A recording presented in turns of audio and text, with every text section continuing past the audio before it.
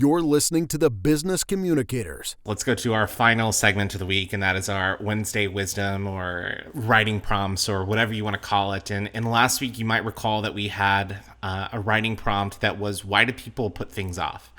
And I thought it was a great question. We posted it on our LinkedIn page, and we actually got some, pretty solid feedback from two people. So one is Justin Cade.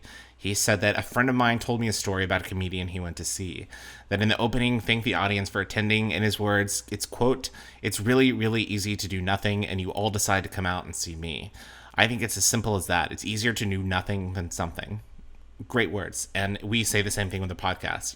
You could spend an hour listening to any other show a week, and you choose to listen to our podcast. So we definitely thank you for that. And hopefully you don't put off listening to our podcast. That would be the ideal scenario.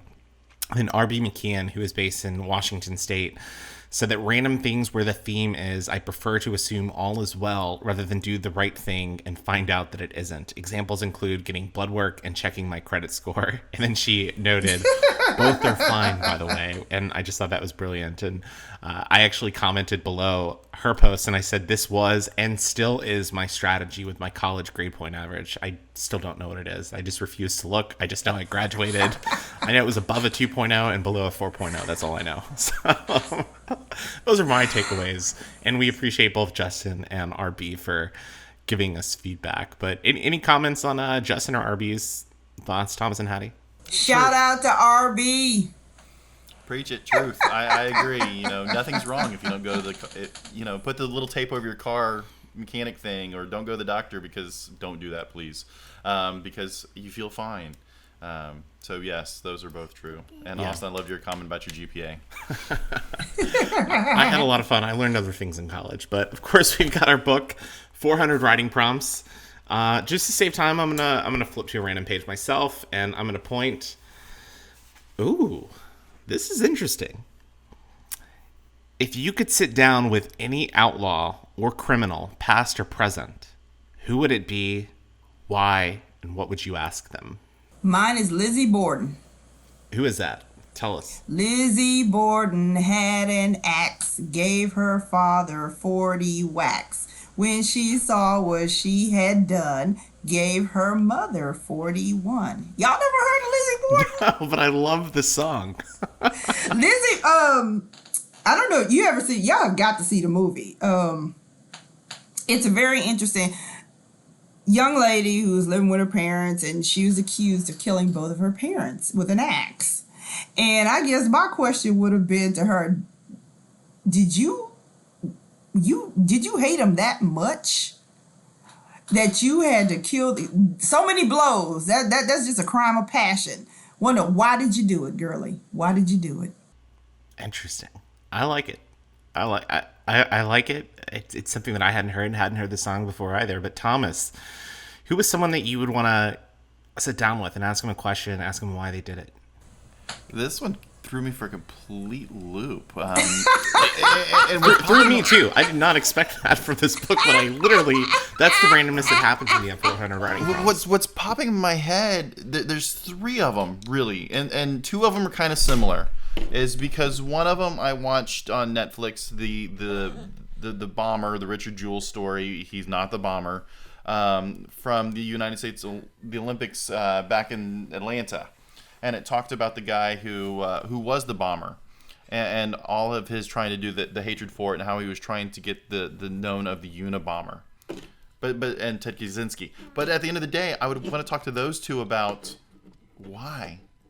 Were you just trying to see how long you could get away with it, or anything like that? Because these are two highly functioning, smart people. But the other one pair that comes to my mind is Bonnie and Clyde, and the Highwaymen on there. Is because they were so loved by the American people, but so hated by the law enforcement. Hated rightfully so by the law enforcement, because they were cop killers.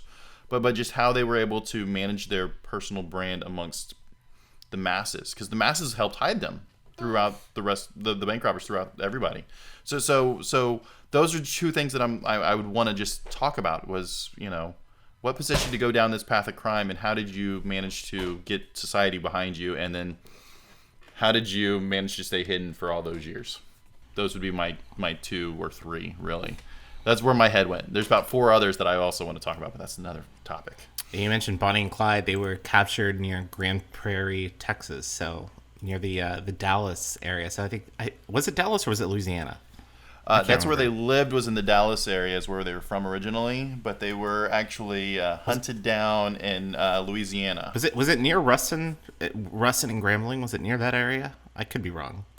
I don't know. I don't know my criminal history, but I would probably, the person that I would probably want to sit down with and have a conversation is Pablo Escobar. He's an interesting character. And if you're not familiar with him, I don't know where you've been, but he was a drug kingpin, 1980s, early 1990s, known as the King of Cocaine. His net worth was estimated to be somewhere between, 30 to 50 billion dollars. He was one of the richest people in the world, but it was all, hidden money, through shell companies, through, he would literally bury $1 million of cash and hide it. He put a lot of fear into, I think, especially the United States with the drug industry, the spread of cocaine. But he was actually kind of beloved in his home country and his home city, which is Medellin, Colombia, because of all the good that he did for the poor and the favelas, essentially. And so I think that would be a fascinating conversation to have with him, is how did you go from growing up in the poorest of poor neighborhoods to doing what you do now, and why do you choose to give back to that neighborhood? So I think that would be kind of an interesting conversation to have. I don't know. Really fascinating. There are other people I could have chosen. I was trying to think of more international, who had more of an international impact. And I feel like at least Escobar, he knew what he was doing was wrong. 100%. He knew that. He murdered a lot of people, so we're not trying to say he's a good guy.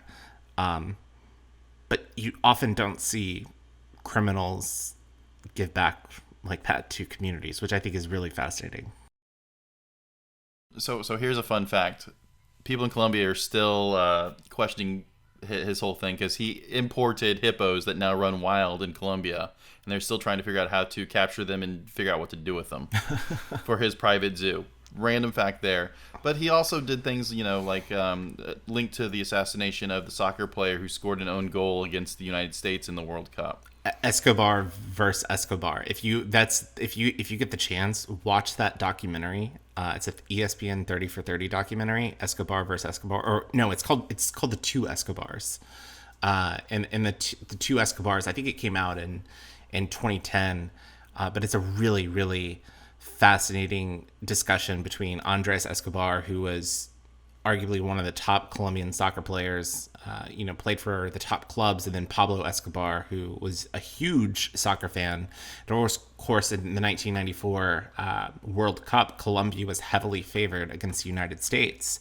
And Colombia, that team, was expected to potentially contend or win the World Cup. And he scored an own goal. And Colombia ended up getting knocked out of the World Cup as a result. So if you get the chance, check it out, The Two Escobars. I think it's got like 85 to 90% on Rotten Tomatoes. So if you're looking for something to watch this week, check it out. It's 10 years old, but still an incredibly well done story. On that note, I'm going to end, and it's kind of thought provoking. You talked ESPN 30 for 30, the Lance Armstrong story. It's a 2-part series, really good. And at the end of it, there's a saying at the end of it is are there good people who do bad things, or are there bad people who do good things? Because even with Lance Armstrong, who cheated his way to 7 Tour de France's, he started the Lance Armstrong Foundation about communicating how to cope with cancer.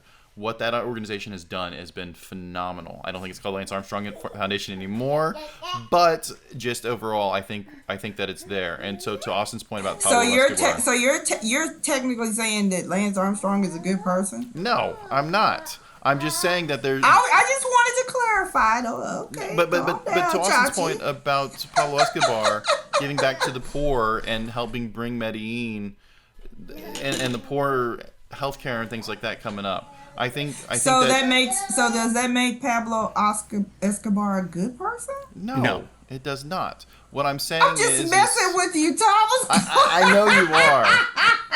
But there are a lot of things in this world that came from evil that actually do good for society, and there are a lot of things that came from good people that actually were really, really bad. And so we talk about taking the time to take a step back and to look at the bigger picture, and to say the book is not just the cover. Truly understand it. And so my closing remarks for this whole episode is this was a perfect topic about it is why did you do it? How did you do it? Be free thinkers, but don't be evil. Don't be evil. Be good. Don't create the 666 shoe and then tell the 666 shoe. I think that's a whole nother conversation. Whole nother conversation. We go on for hours, not at 9 o'clock in the morning. We need some stiff drinks over that one. You've been listening to the Business Communicators.